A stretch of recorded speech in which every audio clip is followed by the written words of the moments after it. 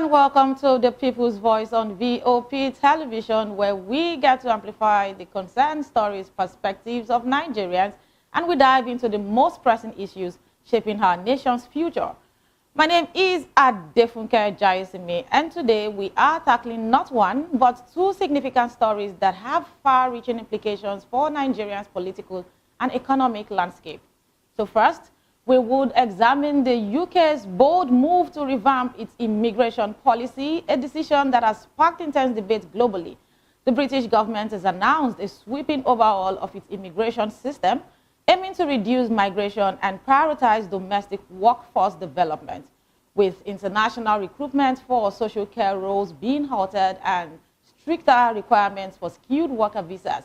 The UK's new policy promises to reshape the country's borders and redefine its approach to global talent acquisition. But what does this mean for Nigerians, a nation with strong ties with the UK and a significant diaspora community? These and more we would explore the potential, the impact of this policy shift on the economy of Nigeria, and of course, our citizens abroad, and the broader implications for global migration trends. But that's not all. Closer to home today, we will talk about the Minister of the FCT and Tinubu's government loyalist, Nyesom Wike, who has ignited a firestorm with his recent comments on the Pdp'S zoning strategy for the year 2027 presidential elections. Wike's assertion that zoning the ticket to the north could backfire has sent shockwaves through the political class, raising questions about the Pdp'S internal dynamics and its prospects for the future. And you can't take the fact that Wike is a key figure in Nigeria's politics, and Wike's opinions usually carry significant weight, and his remarks have sparked a heated debate about the merits of the zoning and the role the party is playing, the dynamics in shaping electoral outcomes, and the future of Nigeria politics. So today, on this episode of The People's Voice, we will bring these two stories together, analyzing their potential impact, exploring the intricacies of the Nigerian politics, and unpacking the implications for our nation's future.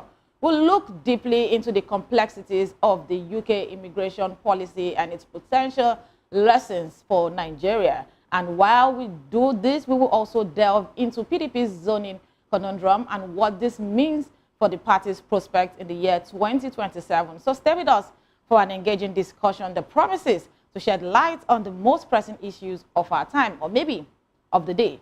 But of course, it's the People's Show, so stay on top of the conversation by calling in or texting us on 090-447-32605 or tweet us using the hashtag People's Voice on VOPTV. Do well to subscribe to our YouTube channel at Voice of the People TV and follow us across all social media platforms at VOPTV Live. Make sure your voices are heard. It's time to get real, informed, and engaged on the People's Voice. Let's go on a quick break. People's Voice will return shortly.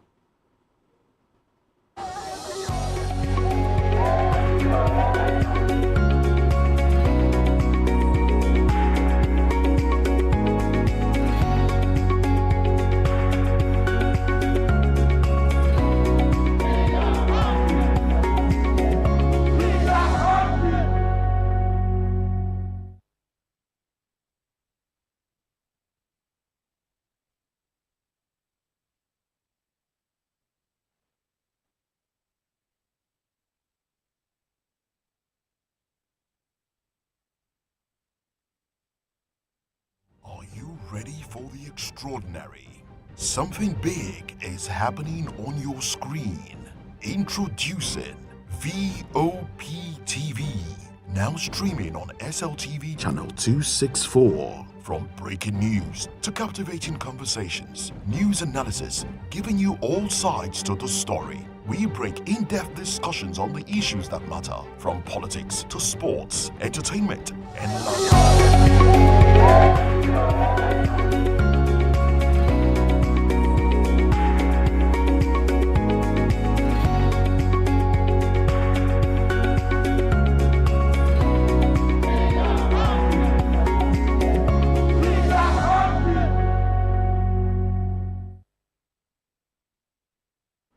Welcome back to the People's Voice. And even though UK's news, the new policy, is a very important conversation to have, as we know that Nigeria shares a major tie with this country. But let's begin from home, where the Minister of the Federal Capital Territory, Nyesom Wike, has cautioned the People's Democratic Party against zoning its 2027 presidential ticket to the north. And he also warned that it would be a repeat of the mistake made in the year 2023 that would ultimately backfire. And during a media chat which held yesterday, Nyesom Wike emphasized that the PDP should openly declare its presidential candidate, and if this is done, it will come from the south, arguing that this transparency would be beneficial for the party. He criticized the idea of zoning the presidency to the north, stating that you can't send the presidency to the north. This smartness won't help you. Wike further explained that if the current president runs and wins in 2027, the APC might send its presidential ticket to the north come 2031, which would put the PDP in a very difficult and tight position. He also questioned the logic of the PDP then deciding to also give the presidency to the north, calling it unwise at a time like this. This advice for Wike has significant implications, particularly for politicians like former Vice President Atiku Abubakar, who was also the flag bearer of the party in the 2023 general election. And he has also expressed his intention to continue contesting for the presidency. So if the PDP decides to zone its ticket to the south, Abubakar would be ineligible to run on the platform of the People's Democratic Party. But this internal conflict within the PDP over zoning is not new and dates back to 2023 presidential election, because before the PDP primary in the year 2022, some of the stakeholders advocated for the presidential ticket to be zoned to the south. However, the party decided against zoning, opening the contest to all, and this decision caused the major division in the party, with 5 governors at the time, including Nyesom Wike, withholding their support for Atiku Abubakar in the year 2023 election. And this also led to the emergence of the G5 governors of the PDP, who stood for something visible for many Nigerians to see. And it looks like if the party is not willing to take certain advice and shift grounds, there might just be more war. But let's welcome Comrade Olufemi Lawson, a renowned policy and political analyst, who will share his insights on this developing story. Good afternoon, Comrade Lawson, and thank you for joining us today. Good afternoon, Funke. Thank you for having me. All right, let me get straight to the conversation now. What's your take first on Nyesom Wike's comments and the potential implication for the PDP zoning strategy in 2027? And do you think that the zoning strategy thing is a must for any political party to fly in the coming election? Well, for me, it is laughable. It is laughable because even if, to start with, PDP decides to zone its presidential ticket in 2027 to not even the south, even to Apc'S local government in Rivers State, does it mean that Mr. Wike is willing to throw his heart into the rings to contest against his incumbent boss, President Bola Ahmed Tinubu? For me, I think the answer is no. What Wike is trying to do is to fail to realize that he is no longer part of the PDP. He may be attending their meetings and they'll be doing all sort of things that is seen to, has been doing around the PDP as a party. But the truth is that Mr. Wike is committed to the presidency of President Bola Ahmed Tinubu beyond 2027. So advising PDP on where to choose his candidate is maybe overbearing, especially for a man who, so for me, I don't think it is the business of Wike. It is the discretion of a political party to zone his ticket to where it chooses. Of course, it is only fear that, like we agitated in 2023, that the presidency should be zoned to the south after the tenure of President Bola Ahmed and former President Muhammadu Buhari. But the truth is that it is within the power of the political party. In 2023, there are political parties that fielded candidates from the north in that same election, even though they may not be major political parties. Is the election going to be between the PDP and APC alone? No. There are the other political parties in the race. So why advising the PDP on where to choose its candidate from? PDP is at liberty to choose its candidate from anywhere it decides. And if Mr. Wike is interested, he should let us know. No, he can't be claiming to be a supporter of President Tinubu, and you are also eyeing where the PDP will put his ticket in 2027. I think Wike is becoming overbearing like he has always been, but I don't think his advice is in any way sensible enough. All right, you actually took that word out of my mouth, talking about his loyalty to the Apc'S administration under the leadership of President Bola Ahmed Tinubu. But what motivations do you think has driven this comment from Nyesom Wike on the PDP's zoning strategy? And do you think that his advice at this point is, do you see any genuineness in his advice, or is it a strategy? Is it working towards the doom of PDP again? See, Wike is still a PDP today because the party itself is a party under intensive care unit. The party is the battlers for survivor. No serious political party, including APC, where Wike currently serves, will tolerate a character like Wike in this political party. A man who has practically left the PDP. All the executive members of the APC in Rivers State are now loyalists of Mr. Nyesom Wike. All political appointees of the president from Rivers State are loyalists of Mr. Nyesom Wike. Mr. Nyesom Wike is a member of a federal government led by the APC and is claiming to be so it's only a dying political party like PDP in the first place that will accommodate Wike, because there's no genuinity in his advice, there's no sincerity in whatever Wike is still doing in PDP. Wike should be audacious enough to resign his membership of PDP and face his business squarely as an APC member. No, but because the party PDP itself has lost focus. But Wike has said that when he got the appointment, he consulted with the chieftains of the People's Democratic Party, both at the state level in Rivers State and at the national level, and that it wasn't out of place for him to want to say to the growth of Nigeria. So do you think that his position as a PDP chieftain who has consistently supported the APC's federal government impact his credibility within the PDP? And does this also influence the party's internal dynamics, understanding that he is a major beneficiary of the appointments of this administration? You see, it is not the first time that members of the opposition parties have been invited to come and serve in government. President Obasanjo did it, President Jonathan did it, inviting people who have the opposition political parties to participate in government, and they made very useful impacts during their time. But not the way Wike is doing. For instance, Shibola Ige didn't join the Obasanjo government, then to begin to attack his party Alliance for Democracy. He remained an active member of the Alliance for Democracy till death, as the Attorney General of the Federation. The daughter of the late leader of Afenifere also came from the AD, Ms. Pdp'S, to also become a minister under the PDP government. So this is not, but what Wike is doing, Wike is not in any way behaving like a member of the PDP any longer.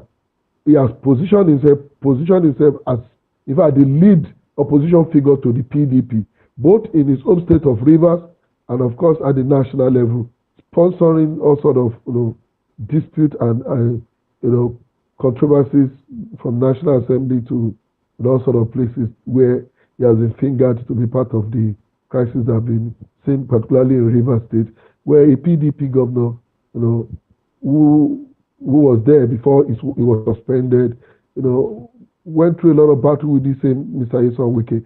So for me, Wike is practically no longer an PDP, except the party is deceiving itself. So there's no genuineness, like I said earlier, in whatever. Is Wike willing that PDP zone his presidency to the south, for instance?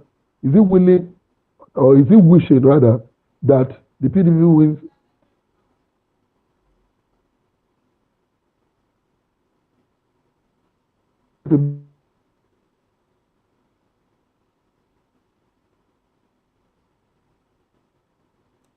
Hello, Comrade Olufemi.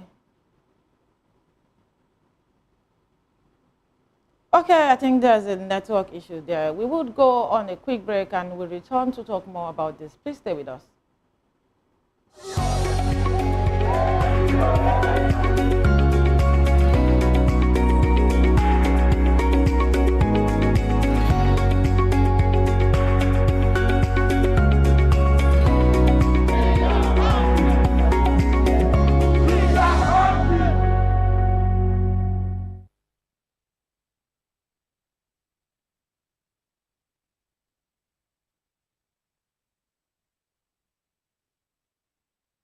Many thanks for staying with the People's Voice on the VOP TV. I'm still speaking with Comrade Olufemi Lawson, and we are talking about the PDP conundrum and what this is, the implications on the future of the PDP. So, Comrade Olufemi, can you hear me now?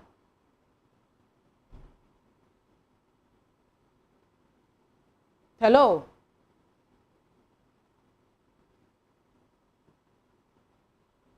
Okay. While we wait for a reconnection, I think it's important to understand the position of the PDP as explained by my guest talking about Nyesom Wike being active in the All Progressives Congress and the weakness of the People's Democratic Party, but not to make a case for PDP or Nyesom Wike. But everything that is happening right now feels more like a situation where somebody is just in that party to frustrate the efforts of some other people in the party, and you might look back to where the PDP is actually coming from, even though he has constantly, or some people have constantly made cases for some Wike saying that, oh, he remained in the party when nobody was there. But is that enough to frustrate the efforts of the party or to sabotage the party, whatever the situation is? Let's get more from our guest. Comrade Lawson, can you hear me now? Yes, clearly. All right, so I was talking about the past and the PDP and the fact that some people keep making excuses for Nyesom Wike that, oh, at the time with the Sarakis, the Atiku, at the time everybody left, if there was no Nyesom Wike, what would have been the position of PDP today and all of that? But in your opinion, considering Wike's past disagreements with key PDP figures like Atiku Abubakar and others, do you think his comments on zoning are more about genuine party advice or a reflection of personal or political vendettas? Because we know what the situation was in the year 2022, and it doesn't seem like it's forgiving the party anytime soon. Well, for me, I must be seeing it from a different perspective. Because every time I see people who say, so by the time Saraki, Atiku, and the Kwankwaso, all of them left, the PDP, Nyesom Wike was not the only one that stood behind. A lot of other governors of the PDP stood behind.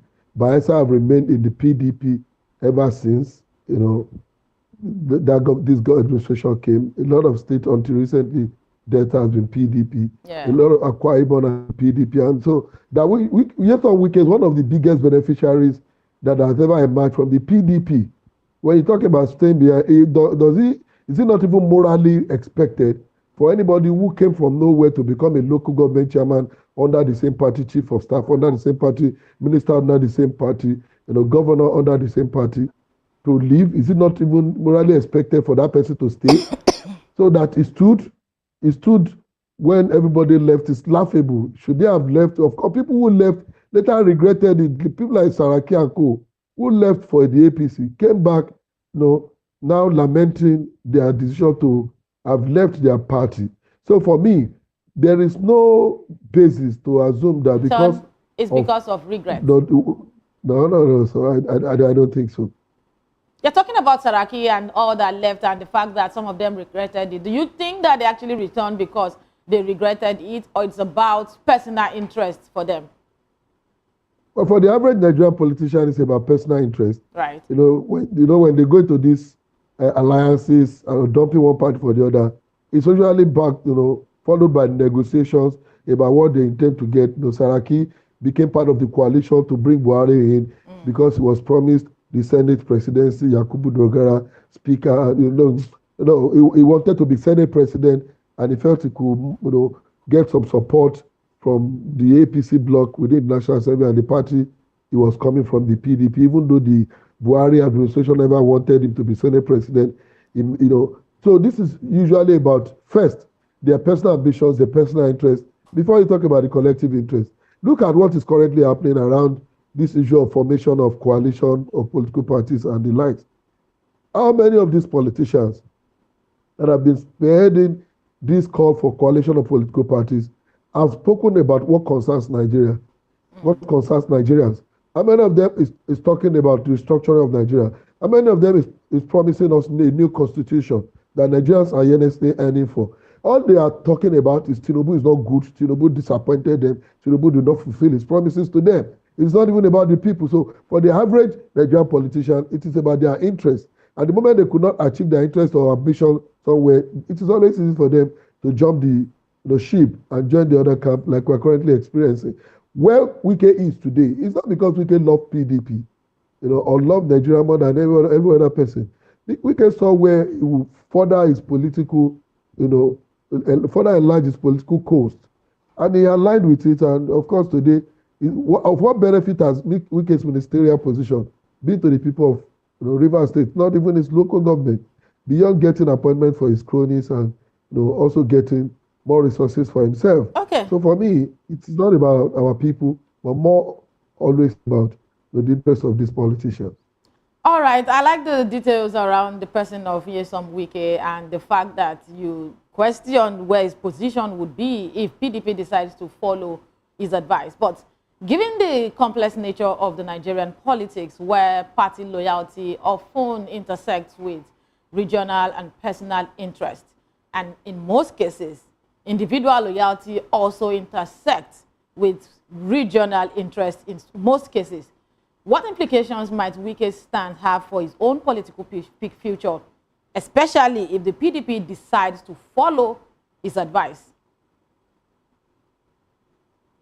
I'm sure that by the time the PDP follows Wike's advice and probably zones his presidency to the south, I can assure you that Wike will be before the cameras, someday later, and start asking that the PDP should also microzone, maybe to Southwest or Lagos, where the incumbent president comes from. Knowing that the party may not likely have a candidate, that is who Wike is, for anybody who has known him. So for me, I don't, like I said, it's not even about our interest as a region. It's about the fact that Wike want to continually remain around the corridors of power, and he always look for the best candidate that can win election and align with him.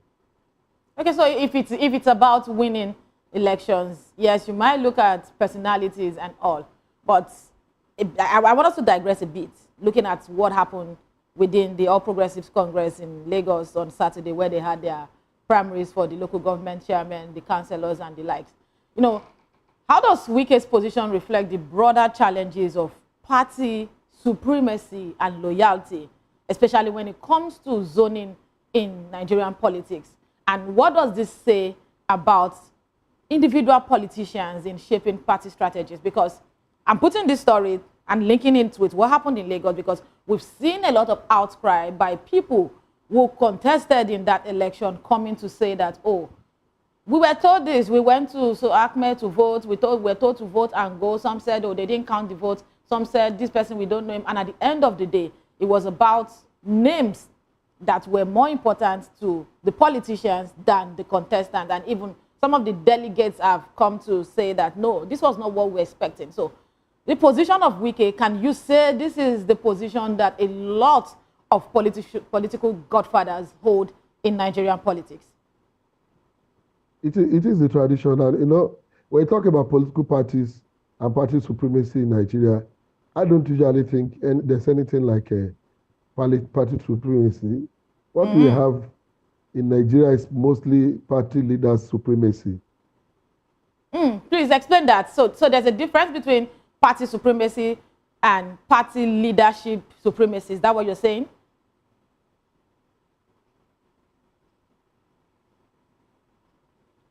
Can you hear me? Yeah, I can hear you. I said I want you to explain that. Are you saying there's a difference between party supremacy and party leadership supremacy? These are two different words. I said in Nigeria, there is really nothing like party supremacy. Okay. The truth is that what operates in Nigeria is the supremacy of the godfather and the political leaders. It is when we want to manipulate ourselves that we tend to sometimes present it as party. What is party supremacy? What makes up a political party is not just the leadership of the political parties, but their members who vote in every decision-making process of the party. You have the party from the unit to the ward level, to the local government level, to the state level, to the national level. And decisions are taken by the Congress of these political parties. But in Nigeria, it is very easy for an 18-man state working committee of the party sit down come out with terms and conditions, come out within themselves to appoint electoral umpires, and turn out, elections and results in way and manner which they so desire, not in what is desirable to the teeming population of their members. And that is why it has become the supremacy of those in charge, not the party per se. So, and that is why you have fine characters like Wike and some other politicians who think they are bigger than the political parties, who will sit down before the camera and begin to give condition to their political parties. Is the opinion of Wike the opinion of PDP members, even from his local government or his state or the South that he claims to be speaking for? Have we asked if the PDP members in Rivers State, in the South, want the power to be rotated back to the North? No, but it looks like, PDP has spoken when Wike speaks. When Governor Ganduje speaks, APC has spoken. When Peter B speaks, the Labour Party has spoken. It shouldn't be. It should be about the people speaking, in their numbers as members of that political party, but not a few. And that's why you find this kind of controversies like we are seeing in the last local government primaries in Lagos State, where a lot of names emerge.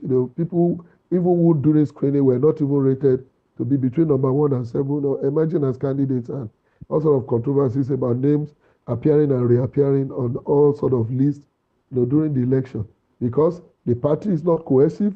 Only few people, dictate the fate of the party, and we call it. They end up calling it party supremacy. The party have decided. Okay, thank you very much for that response. But I would like you to please stay back as we go on this quick break. When we return, we'll be talking about the discussion around the UK's plan to abolish the care worker visa route and more. Please stay with us.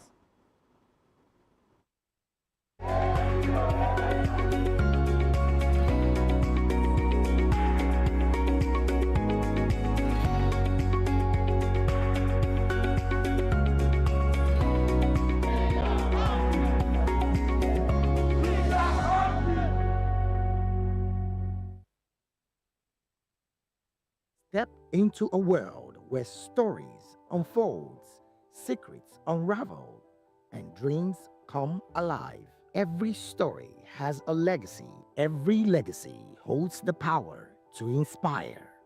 A unique interview series that celebrates the lives of Nigeria's elder statesmen and women through their remarkable journeys in the military, diplomacy, public service, academia, medicine, and beyond. Conversation that transcends generations, offering guidance to youth leaders, diplomats, technocrats, and future change makers. We unveil the wisdom, resilience, and achievements that shapes our nation and the world. Join us every Sunday on Voice of the People Television. Reminiscence, legacies that leads the way, stories that lives on.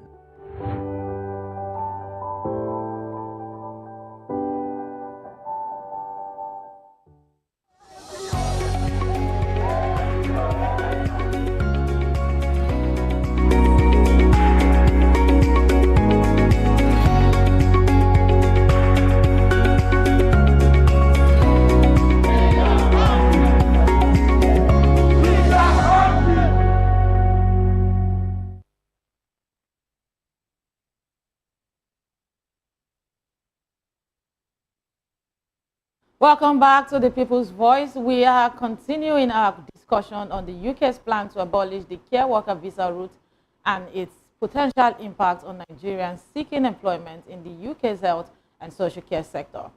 Well, the UK government plans to scrap the care worker visa route in the coming months and impacting thousands of Nigerians seeking jobs in the UK's health and social care sector.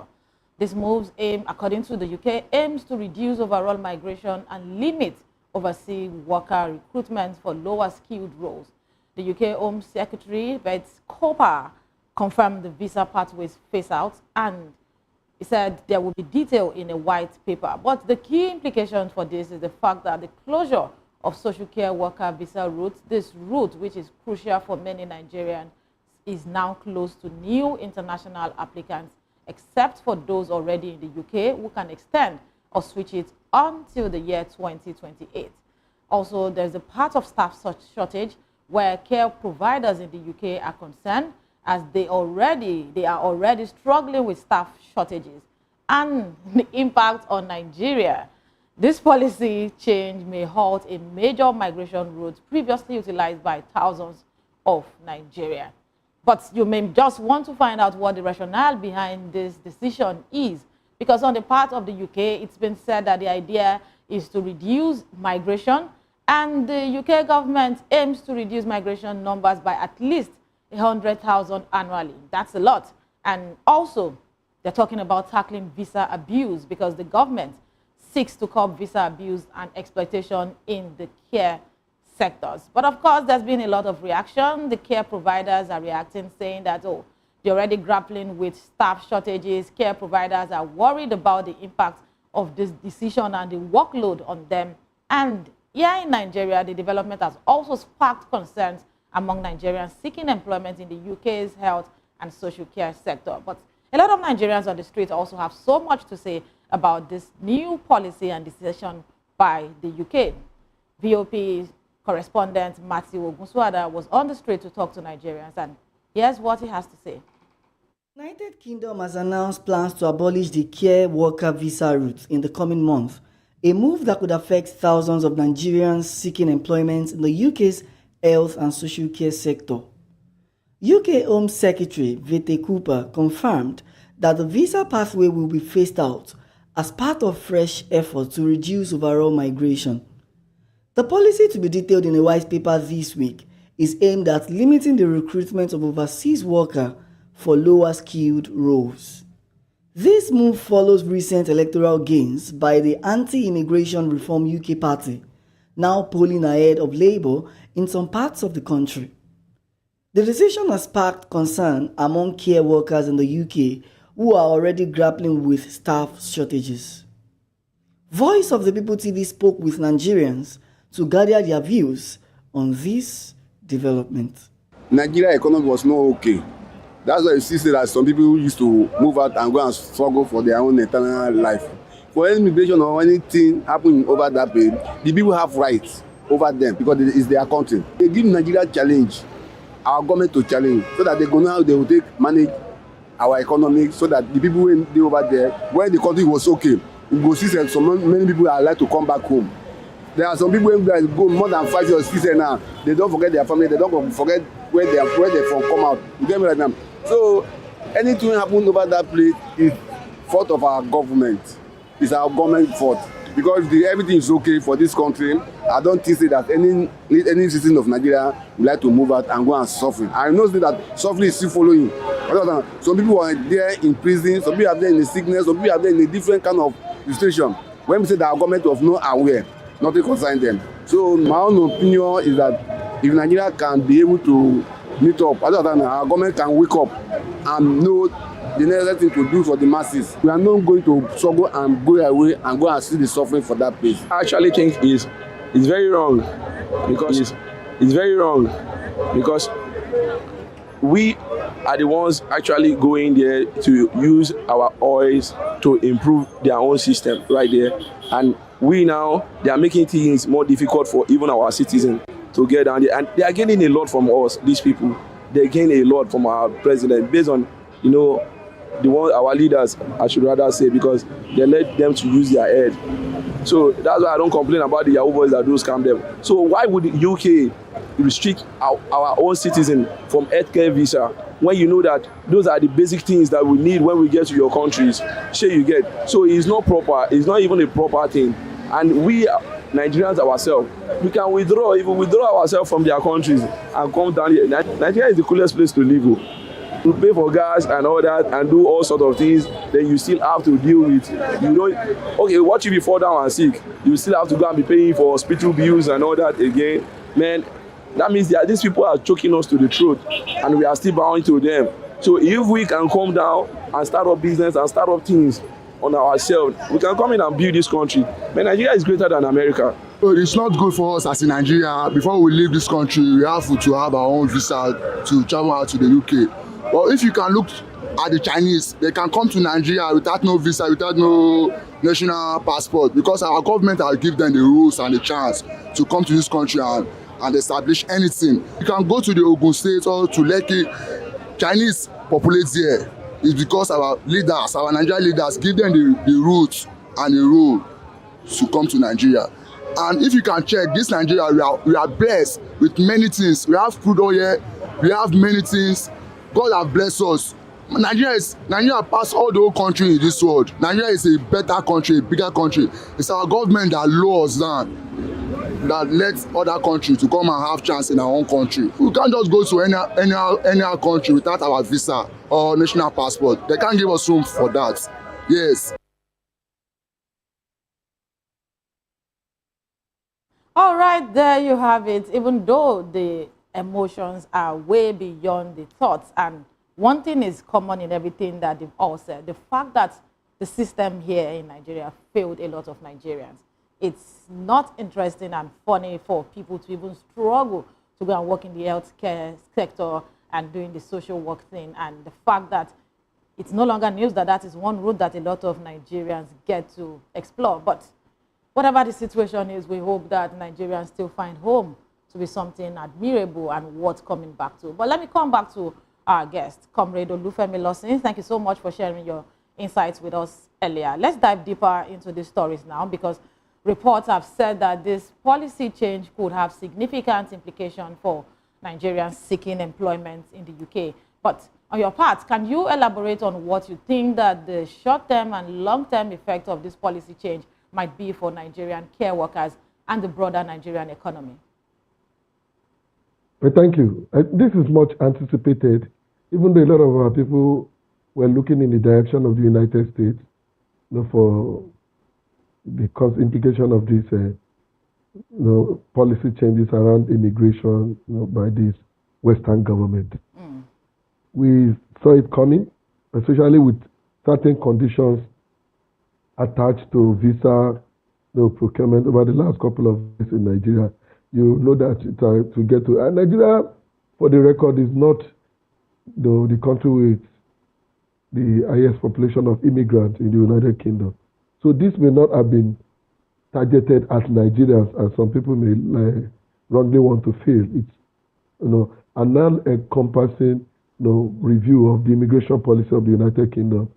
And you see, every country, every sovereign nation has the right to determine how its country is governed, how its borders are managed, and how issues of migration, which is very key, which has a lot of very significant effects on any society, are also managed. One of the problems that have been responsible for our national security challenges as a country today, Nigeria, is our bad immigration policies of the past, where there is no regulation about immigration into Nigeria, and find out sort of foreigners invading and dominating your country, illegally staying in your country. So these are the issues that, and also the fact that in the United Kingdom today, the British are beginning to think that foreigners are taking their jobs, because most jobs now, particularly in the social care aspect, are taken by foreigners, which you can't blame them. These are people who leave their countries in search of greener pasture to UK. So these policies will not totally phase out the possibility of immigrants securing jobs, particularly in the social care sector, that seems to recruit more than every other sectors, recruit more immigrants more than any other sector in the United Kingdom. But ensure that people do not exploit it. A lot of people are exploiting that route to relocate family, get permanent stay after 5 years, they leave the job, moving out of the United Kingdom. UK, from my point of view, is trying to ensure stability, and beyond stability,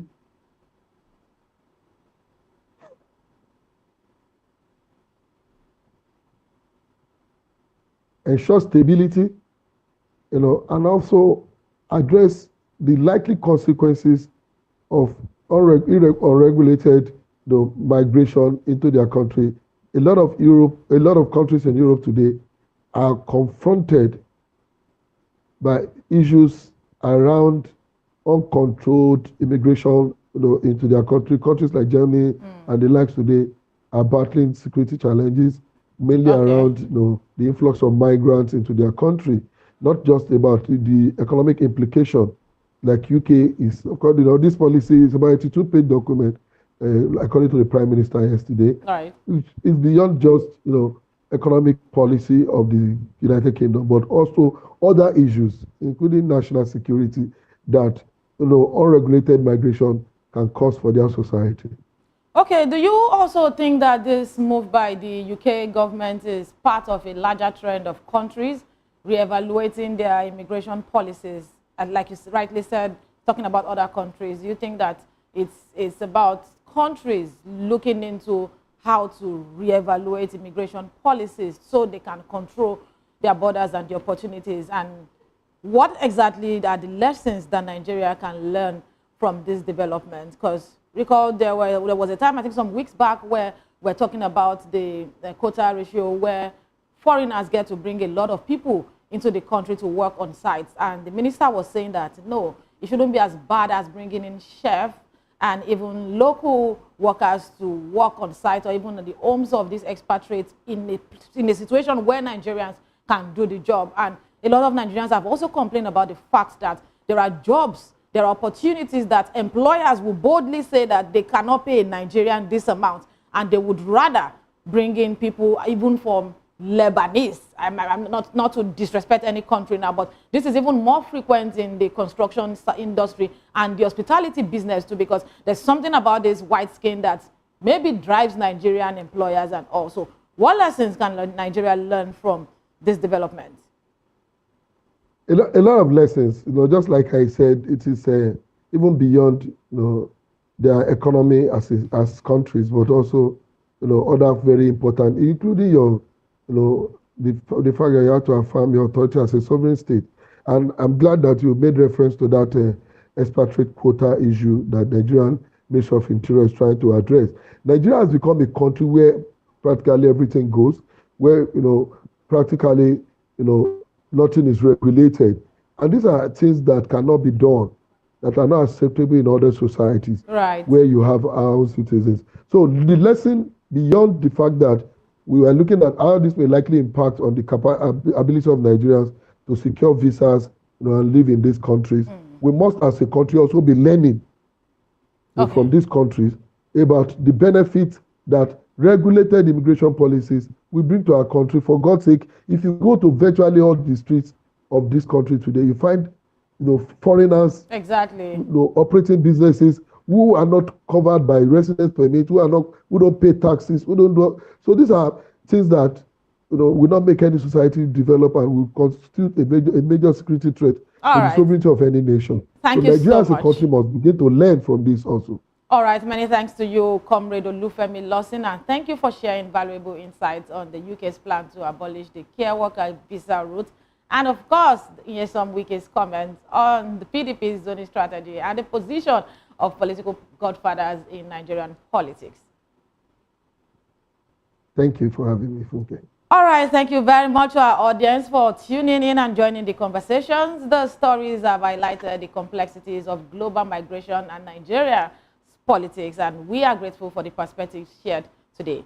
My name is Adefunke Jaisimi, and I strongly believe in this project, Nigeria. Nigeria would be great again. Good afternoon.